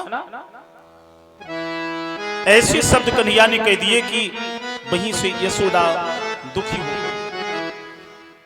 यशोदा बोली, लाला तो ये सभी बच्चे झूठ बोल रहे हैं। तो कृष्ण क्या बोले? अब देखिए ये भी व्यासी का ही श्लोक है। पहले वाला श्लोक सिद्ध कर रहा है कि कृष्णो मृदम बच्छित मानव, कृष्ण ने मिट्टी खाई। और कन्हैया क्या बोले? माँ ना अहम भक्षित मानव। ना माने नहीं, अहम माने हमने। जो पढ़े लिखे लोगों शब्दों पर ध्यान दें। ना अहम, अहम माने हम, अहम आवाम वयम। ना माने नहीं, अहम माने हमने, बच्छित माने खाई, मानव माने मिट्टी। सर्वे मिथ्या विंशति। सर्वे ये सभी मिथ्या माने, ये झूठ विंशति माने बोल रहे हैं। और मां अगर तुझे मेरी बातों पर विश्वास नहीं है ना, इन्हीं की बात पर विश्वास, तू एक काम कर। यशोदा बोले, हाँ क्या काम करें? यदि सत्य गिरिस्तर्यम समच्छ पश्चिमे मुखम। यदि तू मेरी बात सही नहीं मान रही है तो समक्ष मैं तेरे सामने खड़ा हूं। पश्य देख, पश्य माने देख, मैं माने मेरे, मुख माने तू मेरे मुंह में देख ले। जो ये बात कही यशोदा बोली, बात तो ठीक कह रहा है, प्रत्यक्षम किम प्रमाणम। यशोदा बोली, हाँ लाला चल ठीक है, चल अपना मुंह खोल जरा।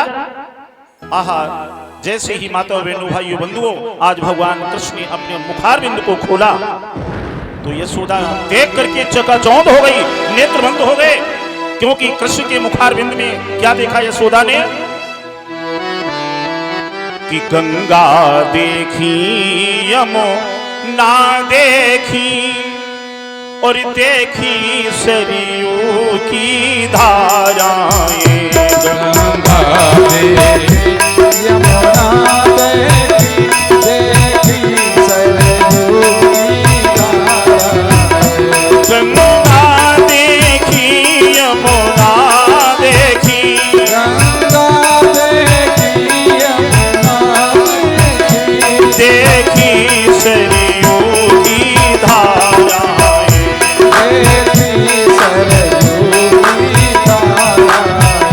सूरज देखा चंदा देखा, सूरज देखा चंदा देखा, देखी ब्रज की सब बालाएं। देखी ब्रज की सब बालाएं। देखी ब्रज की सब बालाएं। देखी ब्रज की सब बालाएं। जिस समय भगवान कृष्ण ने अपना मुखार बिंदु खोला तो यशोदा देख करके चकाचौंध हो गई। क्योंकि कृष्ण के मुखार बिंदु में सारा ब्रह्मांड मैया यशोदा ने देखा। गंगा यमुना सरस्वती सूर्य चंद्रमा तारे हैं, बाबा नंद गैया बछड़ा ग्वाल वाल सारा ब्रह्मांड, यहाँ तक यशोदा ने अपने को स्वयं कृष्ण के मुख में देखा। ये दृश्य देख करके आज मूर्छित हो गई यशोदा। और एक चीज ध्यान देना, भगवान कृष्ण ने ये अपने मुखार बिंदु में सारे ब्रह्मांड का दर्शन केवल दो लोगों को कराया। बाल्यावस्था में बचपन में अपनी मैया यशोदा को मिट्टी के बहाने यहाँ पर ये दिखाया, और एक बार इसे और एक और दिखाया, किसे? अपने सखा अर्जुन को। अर्जुन को भी सारे ब्रह्मांड का दर्शन अपने मुखारविंद में कराया। कब? कुरुक्षेत्र के मैदान में। जब गीता के उपदेश से अर्जुन का मोह दूर नहीं हुआ, तो भगवान कृष्ण ने कुरुक्षेत्र के मैदान में अर्जुन को कैसा रूप दिखाया? विराट रूप। विराट माने बहुत बड़ा रूप। और जब कृष्ण के विराट रूप के मुखारविंद में अर्जुन ने देखा, तो वहां पर क्या दिखाई पड़ा अर्जुन को? जो यहां यशोदा ने देखा। गीता का श्लोक एक नई बात आपको और बताए। सबसे पहले नमस्ते शब्द की उत्पत्ति यहीं से हुई। जब विराट रूप कृष्ण ने दिखाया अर्जुन को, तो किन शब्दों से अर्जुन ने कृष्ण की स्तुति की? इसी स्तुति में सबसे पहले नमस्ते आया। इससे पहले कहीं नमस्ते नहीं है। कृष्ण के मुखारविंद में अर्जुन ने कुरुक्षेत्र के मैदान में सारा ब्रह्मांड देखा, तो स्तुति की किन शब्दों से? गीता का श्लोक शब्दों पर ध्यान देना। हाथ जोड़े अर्जुन ने मस्तक झुका लिया और कहा, केशव, वायुर्मो अग्निवरुणा शशांकः प्रजापतिस्तुम प्रपितामहेश नमो नमस्ते सहेश कृत्वा पुनश्च भूर्योऽपि नमो नमस्ते वेदास वेद्यं च परं च धाम त्वया ततं विश्वमनन्तरूपः वायुर्यमो अग्नि वरुणा शशांका प्रजापतिस्तुम प्रपितामहेश। प्रार्थना की, वायुर्यमो अग्नि, हे प्रभु मैं क्या देख रहा हूं? वायु माने आपके मुखारविंद में, वायु माने हवा, अरुण वरुण अग्नि है सारा ब्रह्मांड।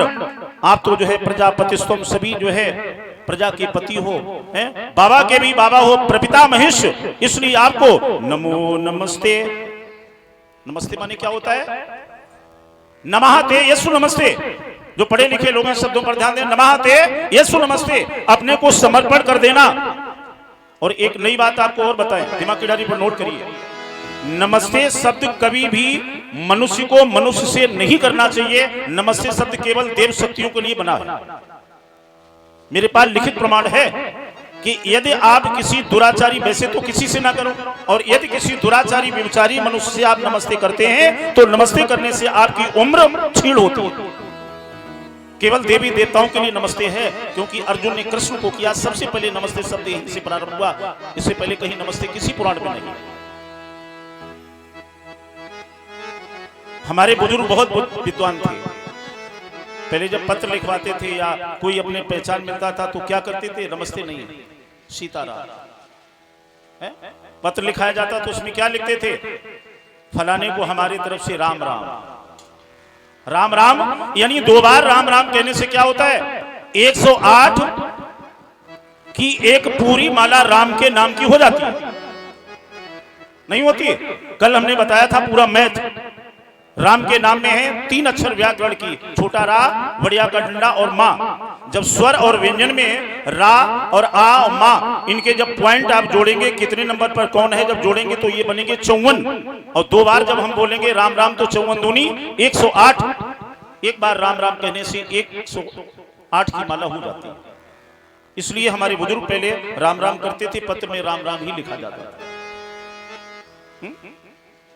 लेकिन अब जैसे ही शिक्षा का वो बढ़ता गया, तो ये शब्द सब पीछे छूटते गए। राम राम, सीताराम बिल्कुल पीछे है। उसके बाद नमस्ते आया, उसके बाद फिर टाटा आया, उसके बाद बाय बाय आया। अब तो बिल्कुल शॉर्ट में बोले हाय। हाँ जीजा जी हाय, पता नहीं कौन मरेगा वो हाय। बोले भक्तोर भगवान की।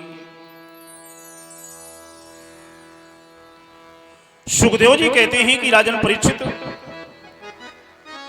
तो जैसे ही मैया यशोदा ने भगवान कृष्ण के मुखारविंद में अपने को भी देखा, सारा ब्रह्मांड देखा, गंगा यमुना सरस्वती मूर्छित हो गई। थोड़ी देर में जब मूर्छावस्था से बाहर निकली, तो पहले का देखा हुआ दृश्य भगवान ने अपनी माया से सारा कुछ भुला दिया। क्योंकि ठाकुर जी को मालूम है अगर वो सारा दृश्य मेरी माँ यशोदा की आंखों में बना रहा तो हम अपनी बाल लीलाएं नहीं कर पाएंगे, इसलिए जो भी देखा था यशोदा भूल गई।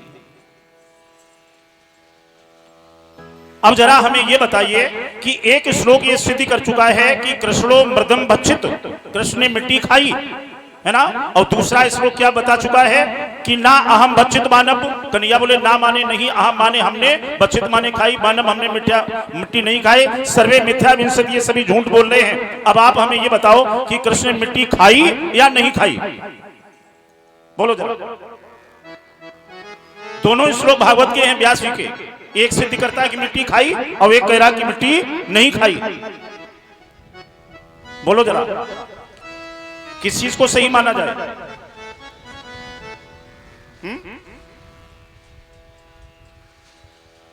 अरे कुछ तो बताओ। दोनों सही है? जी हाँ, दोनों सही है। कैसे सही, आइए हम बताएं। सुखदेव जी कहते हैं कि परीक्षित जी, पहला प्रमाण तो एक है, मेरी तरफ देखें।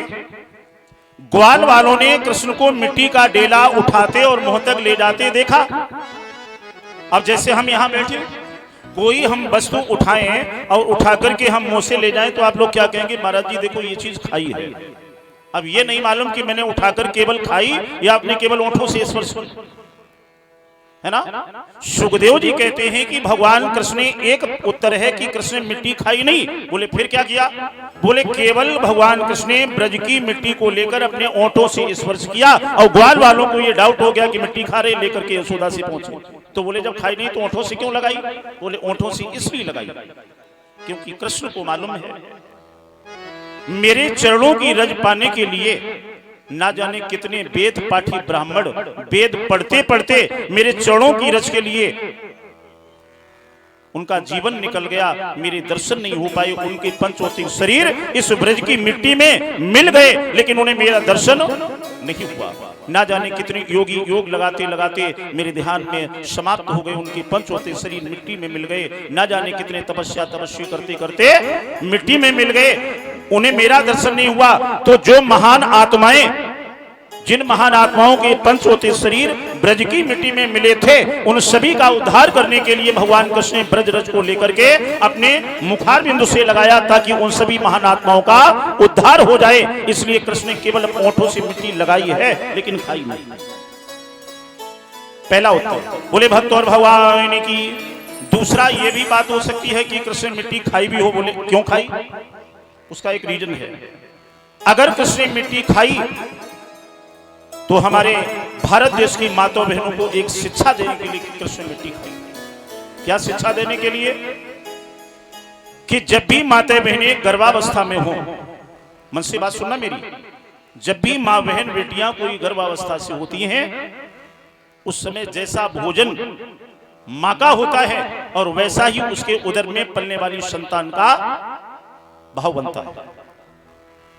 कभी कभी आपने देखा है, मेरे पास ये बहुत शिकायत आती, कुछ माता बहनें आती, बोले गुरुजी महाराज जी ऐसे कोई मंत्र बताओ, हमारे लल्ला मिट्टी बहुत खा। मेरा ये वादा है, पुराणों का चैलेंज है कि जिनके बच्चे मिट्टी खाते हैं वो बच्चा उस माँ के उदर में रहा होगा तो उस माँ ने मिट्टी जरूर खाई होगी,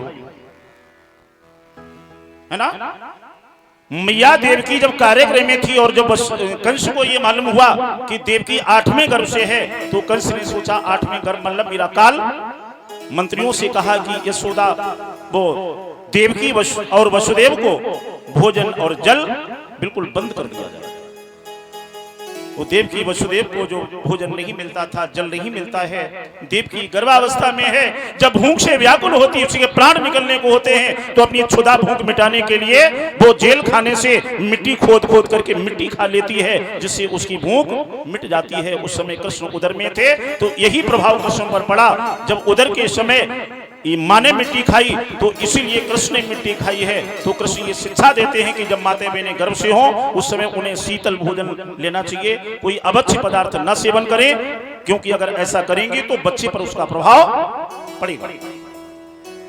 और जिनके बच्चे मिट्टी खाते हो, माता बहनें मिट्टी खाती नहीं खाती, हमने देखी, कोई कोई देखो चूल्हे में एक एक हाथ की गड्ढा हो जाता, मुल्तानी मिट्टी खाए जावे, सेवरे कुल्लड़ खाए जावे, मतलब यहाँ की माते बने की बात थोड़ी, जमुना पार की बात बता रहे ना, यहाँ की गुस्सा होगा। यहाँ तो सब बर्फी जलेबी पेड़ा लड्डू खाती।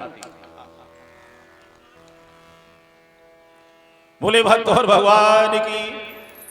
परीक्षित जी बताते सौरखों वाली खाती है। तो यहां से शिक्षा लें कि जब आप गर्भावस्था में हैं तो बच्चों के संस्कार बनाने के लिए शीतल भोजन ग्रहण करें, तामसी भोजन नहीं। सुंदर भजन गाएं, कथाएं सुने, गाय की सेवा करें, माता पिता सास ससुर पति की सेवा करें। इससे क्या होता है कि आपके जो गर्भ में संतान पल रही है उस पर उसका प्रभाव पड़े। बोले गोविंद भगवान की। इधर सुखदेव जी ने आगे फिर उठाई कलम और एक श्लोक भागवत में पुनः फिर लिखा। आइए श्लोक पर ध्यान दें। आगे फिर एकदा गृहदासीषु, 82 का श्लोक। एकदा गृहदासीषु यशोदानंद गेहिनी, कर्मंतर नियुक्तास निर्मंथ स्वयं दधी। आगे 82 ने फिर एक श्लोक लिखा। एकदा गृहदासीषु यशोदानंद गेहिनी। शब्दों पर ध्यान देना। एकदा माने एक समय, गृहदासीषु, गृहदासीषु इस शब्द की संविच्छेद करो जरा। गृहदासीषु, गृह धन दासीषु, इस शब्द में कौन सी विभक्ति का प्रयोग हुआ है? सप्तमी विभक्ति। गृहदासीषु जैसे बालकेशु, बालका बालको बालका, तो इसके सप्तमी विभक्ति में बनेगा बालकेशु। तो गृहदासीषु, गृह धन दासीषु। एकदा माने एक समय, गृह की, दासीषु माने अन्य दासियां अन्य घर के काम को कर रही हैं। यशोदा क्या कर रही हैं? कर्मंत्र नुक्थात निर्मंथ। यशोदा मैया स्वयं अपने हाथों से बैठी हुई दही का मंथन कर रही है। घर की अन्य दासियां घर का और काम कर रही हैं, लेकिन मैया यशोदा अपने हाथ से स्वयं दही का मंथन कर रही है। अच्छा एक बात आप लोग हमें बताओ, यशोदा बाबा नंद के यहां इतनी दासियां हैं कि घर का काम और सब दासियां कर रही, समझने का विषय है। तो यशोदा एक दासी से कहती कि दासी चल तू ये मंथन, दही का मंथन भी कर दे, लेकिन अन्य कार्य दासियां कर रही हैं। यशोदा अपने हाथ से दही का मंथन यशोदा क्यों कर रही है? एक दासी से दही का मंथन भी करवा देती, लेकिन यशोदा अपने हाथ से दही का मंथन इसलिए कर रही है, किस लिए? यहां से माता बहने दिमाग की डायरी पर नोट करें। कभी भी आप कितने भी धनवान हो जाओ, कितने भी पैसे में बढ़ जाओ, लेकिन दो कार्य कभी भी नौकर या नौकरानी से मत कराना। कौन से दो कार्य? नंबर एक, भोजनालय में भोजन बनाने का कार्य कभी नौकरानी या दासी से मत कराना, भोजन अपने हाथ से ही बनाना, कितने भी धनवान हो जाओ। इसके पीछे बहुत गूढ़ अर्थ है। चलिए मैंने मान लिया कि आपने नौकरानी को लगा दिया भोजन बनाने के लिए, है? क्या आपको मालूम है कि नौकरानी वो सुबह स्नान करके आई है या ऐसे ही कौआ स्नान गुलगुलिया स्नान करके आई है ना? भाई वो बगैर स्नान करके आई, अशुद्ध होकर के आपके रसोई घर में पहुंच गई, भोजन बना रही है। या वो हो सकता है कि अंतःकरण से अशुद्ध हो, अंतःकरण से, अंडरस्टैंड आप लोग समझदार हैं, व्यासपीठ है, कुछ मर्यादाएं हैं ऐसी। तो यदि अशुद्ध अवस्था में, जबकि ऐसी स्थिति में स्त्रियों का मुंह देखना भी बहुत बड़ा पाप है ना? जो 3 दिन इनकी ब्रह्म हत्या का समय होता है, ऐसे समय में यहां तक वेदों में पुराण है कि उस समय स्त्री का मुंह देखना भी वर्जित है। और यदि उसी स्थिति में आपके रसोई घर में आकर उसने भोजन बनाया और वही अशुद्ध भोजन का आपने ठाकुर जी का भोग लगाया, भाई शुद्ध आपके बच्चे पारे, पति पारे हैं, तो उनकी बुद्धियां भ्रष्ट होंगी। नंबर 1। नंबर 2, दासी नौकरानी भोजन बना रही है। आपने ऐसे पता नहीं कितने केस सुने होंगे कि भोजन में न जाने क्या पॉइजन मिला दिया, भोजन सभी खाकर घर वाले सो गए और नौकरानी नौकर रात में सारा कुछ लेकर के।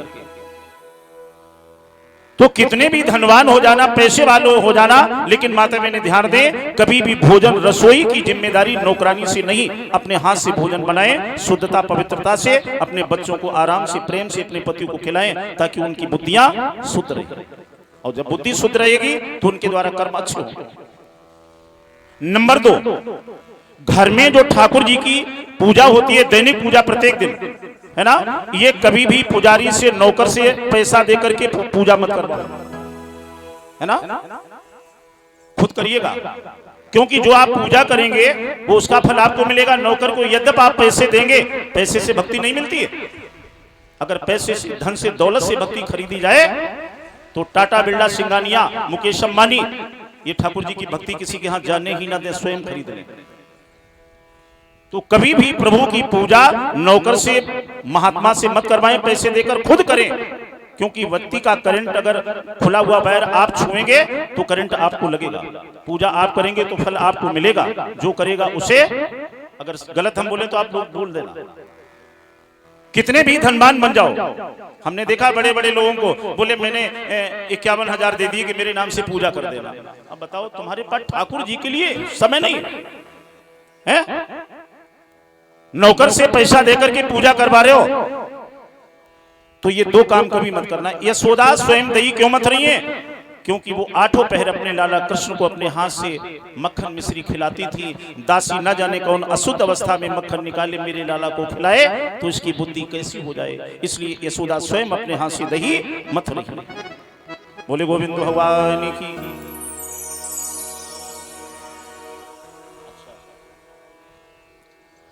केवल 10 मिनट के बाद, अभी 5 मिनट का लंच होगा हमारे पाठक जी की तरफ से, क्योंकि 10 मिनट में शायद हो सकता आप लोगों के लिए कुछ व्यवस्था है। ये कह गए 5 मिनट का लंच कर दो, सबको जलपान हुआ, और जा नहीं गई कि चाचा आपू कछु कर लिया। बोले गोविंद भगवान की।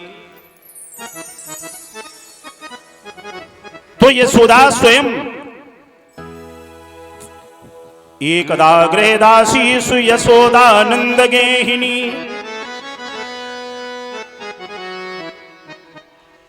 कर्मंतरिणयुक्तास निर्ममंत स्वयं दधी। यशोदा दही मथ रही हैं, उधर से भगवान कन्हैया ठाकुर जी आए और मैया यशोदा की गोद में लेट गए और क्या बोले, मैया मैया मैया। हाँ लाला। मैया एक बात बता।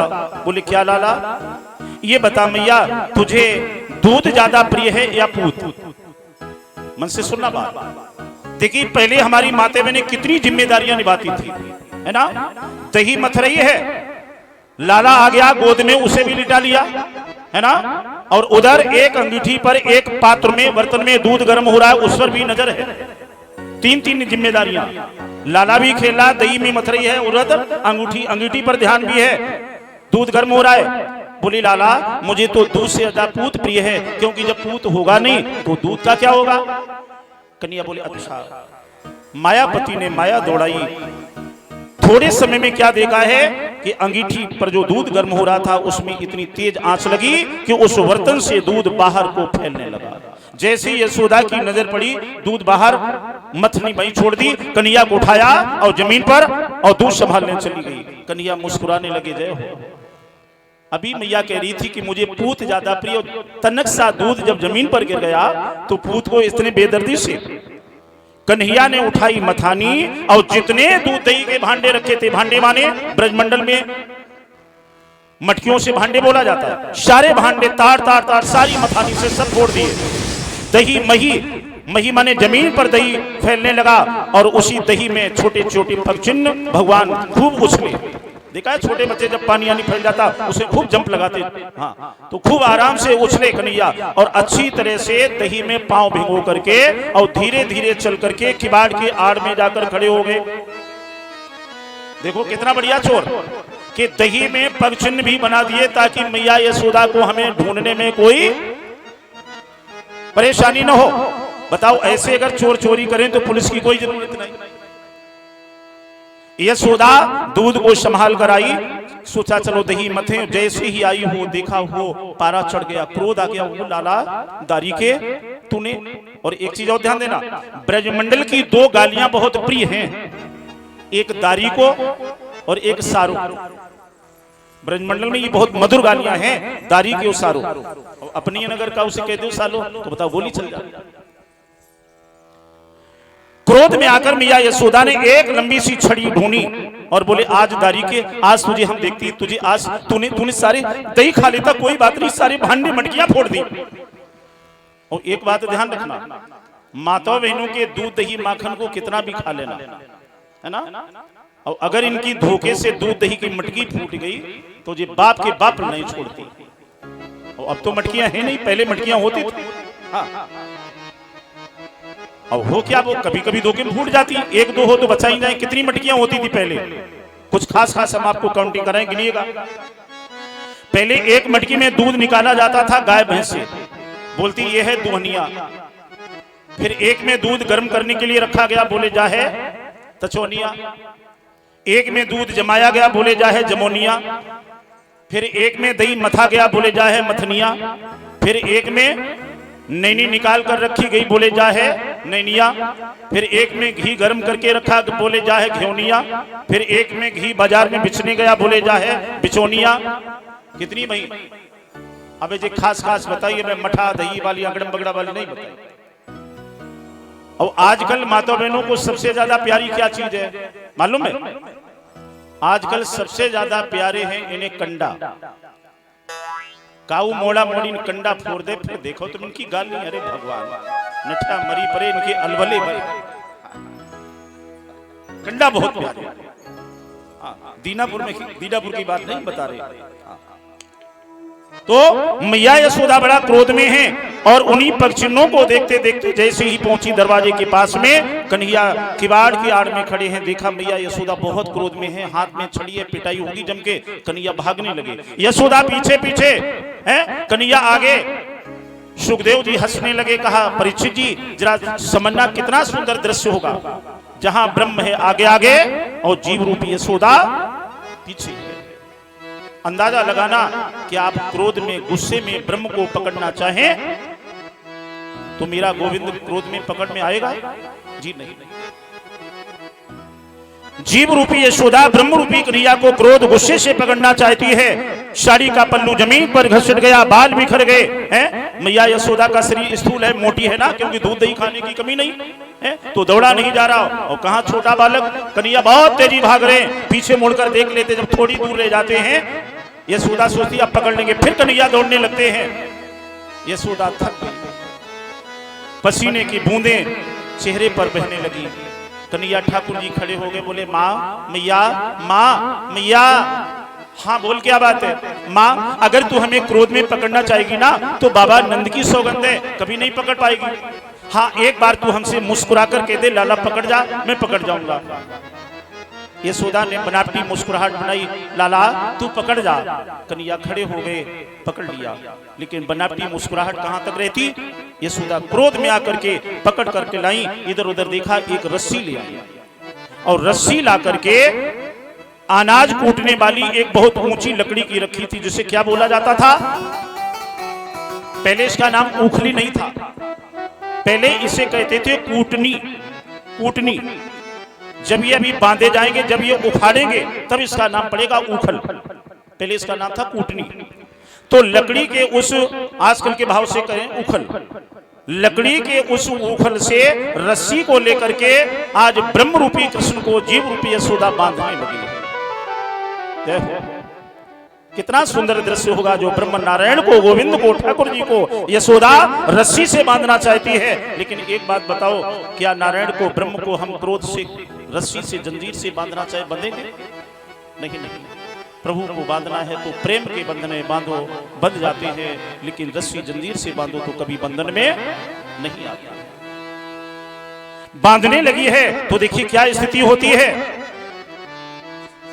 कि उखल से बांधे जात, जय हो, ऊपर हाथ निकालो जरा। उखल से बांधे जात श्याम राधा के पिया। उखल से बांधे जात श्याम राधा के पिया।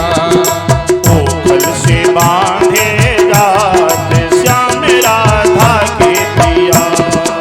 उखल से बांधे जात श्याम राधा के पिया। राधा पिया श्याम राधा पिया, राधा पिया श्याम राधा पिया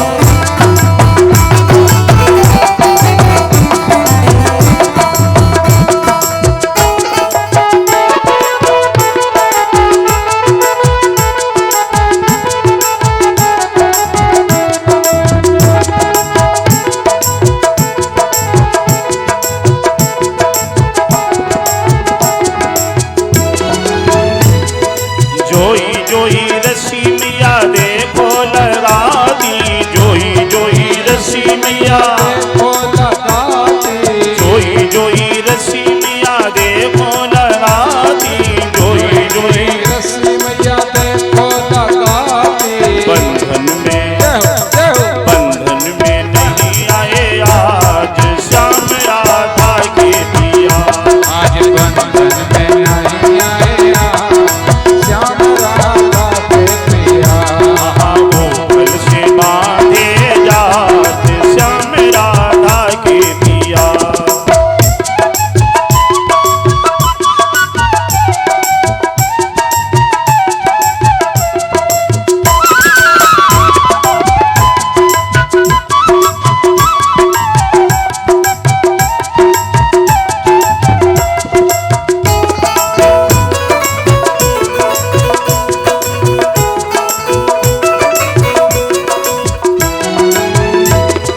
झटकी झटकी मैया प्रभु को बांधी थी, झटक झटक मैया प्रभु को बांधती, झटक झटक मैया हरि को बांधी थी, झटक झटक मैया हर को बांधती। बंधन में बंधन में नहीं आए आज श्याम राधा के पिया। आज बंधन में नहीं आया श्याम राधा के पिया। राधा के पिया, राधा के पिया, राधा के पिया। राधा के पिया। होता क्या है? 82 का प्रमाण न्यूनम दयंगुलम दामायाम। न्यूनम माने छोटी पड़ जाती है, द्वय माने 2, अंगुलम माने अंगुल, दामा माने संस्कृत माने दाम माने है रस्सी। गांठ लगाना चाहती है तो रस्सी 2 अंगुल छोटी पड़ गई। अब यशोदा ने सोचा हमें लगता है कि मेरा लाला मोटा है और उसकी साइज की रस्सी कम है, तो दूसरी रस्सी लाई, रस्सी में रस्सी जोड़ी, फंदा डाला, लेकिन महाराज 2 अंगुल रस्सी फिर छोटी। प्रमाण मिलता है जितनी महलों में रस्सियां थी एक दूसरे में जोड़कर जब लगाती है गांठ, रस्सी 2 अंगुल ही छोटी। परीक्षित जी ने कहा कि रस्सी 2 अंगुल ही छोटी क्यों पड़ती है, 3 क्यों नहीं और 1 क्यों नहीं? कन्हैया 2 अंगुल रस्सी छोटी डालकर ये शिक्षा देना चाहते कि माँ जिस उखल से हमें तू बांधना चाहती है, आज इस उखल के द्वारा हमें 2 का उद्धार करना है। कौन 2 का? जो दरवाजे पर 2 वृक्ष खड़े हैं, आमला और अर्जुन के, यानी यमलार्जुन के, तो उन 2 का हमें उद्धार करना है, इसलिए 2 अंगुल रस्सी छोटी पड़ती है। ये 2 यमलार्जुन के वृक्ष कौन है? ये पूर्व जन्म में इनके नाम थे मणिग्रीव और नलकूबर, ये दोनों यक्ष थे। एक बार नारद जी का अपमान किया था तो नारद जी ने श्राप दिया था कि तुम दोनों जड़ वृक्ष बन जाओ। तो इन्होंने कहा था कि मेरा उद्धार कैसे होगा? बोले द्वापर में जब कृष्ण का अवतार होगा और जब वो उखल से बांधे जाएंगे तो उस उखल के द्वारा तुम्हारा वहां पर उद्धार होगा। तो उन्हीं 2 का उद्धार करने के लिए कृष्ण 2 अंगुल रस्सी छोटी डाल रहे हैं कि हमें 2 का उद्धार करना। कहा माँ ये सारी रस्सियां हटाओ, एक रस्सी से हमें बांधो। यशोदा ने सारी रस्सियां हटाई, एक रस्सी को लेकर के कृष्ण के उदर से, शब्दों पर ध्यान देना, कृष्ण के पेट से रस्सी का फंदा डाला और गांठ लगाई तो गांठ लग भी गई और रस्सी शेष हुई। तो यहां कृष्ण का नाम क्या पड़ा? रस्सी को कहते हैं दाम और उदर को कहते हैं पेट, है ना? तो दाम माने रस्सी को उदर से डालकर जब बांधा और कन्हैया बंधे तो यहां कृष्ण का एक नाम क्या पड़ा? दामोदर। दाम धन उदर बराबर दामोदर। बोले दामोदर भगवान की। कन्हैया ने वहां से जो है आज उखल को घसीटा, बाहर निकले, दोनों वृक्षों के मध्य से निकले, झटका दिया तो दोनों वृक्ष गिरे। दोनों वृक्ष गिरने पर ये दोनों मणिग्रीव नलकूबर हां प्रकट हो गए। कृष्ण ने कहा मांगो वरदान क्या चाहिए? तो इन्होंने क्या वरदान मांगा? कहा हमें एक वरदान दो। बोले क्या? बाणी गुणान कथनु, 82 का श्लोक, बाणी गुणान कथनु श्रवणु कथायाम औ हस्तु चाकर्मशु। मेरे वाणी से हमेशा आपका गुणगान होता रहे, श्रवणु कथायाम, मेरे कानों में आपकी कथा जाती रहे, इन हाथों से आपका पूजन बंधन होता रहे, है ना? पादभ्याम, मेरे पैर चल करके तीर्थ यात्रा सत्संग यज्ञ में जाते रहे। स्मृत्याचा, मेरी स्मरण में, स्मृत में आप बने रहे और नेत्रों से आपके दर्शन होते रहे। ये हमें वरदान चाहिए। कृष्ण ने कहा एवं मस्तु। वरदान देकर कृष्ण अंतर्ध्यान हो गए। दोनों मणिग्रीव नलकूबर भगवान के धाम को चले गए। बोले भक्त और भगवान की। आइए 5 मिनट का केवल लंच है, इसमें जो भी है जलपान आप करा दें फटाफट, और उसके बाद केवल 5 ही मिनट, क्योंकि जब हम व्यासपीठ पर बैठ जाते हैं फिर एक्सप्रेस पर गाड़ी चलती है, ना तो हम किसी को आराम करने देते, ना मैं खुद आराम करता हूं। हाँ जल्दी करो, सभी को एक एक गिलास पकड़ा दो। क्या है, ठंडा है? अब मन तो हमारा भी है, लेकिन अगर पी लिया तो कल बोल भी नहीं पाएंगे। सकल पदार्थ है जगमाही, कर्म ही नर पावत नहीं। चलिए कोई बात नहीं, आप लोग पान कर ले, हमने पान कर लिया।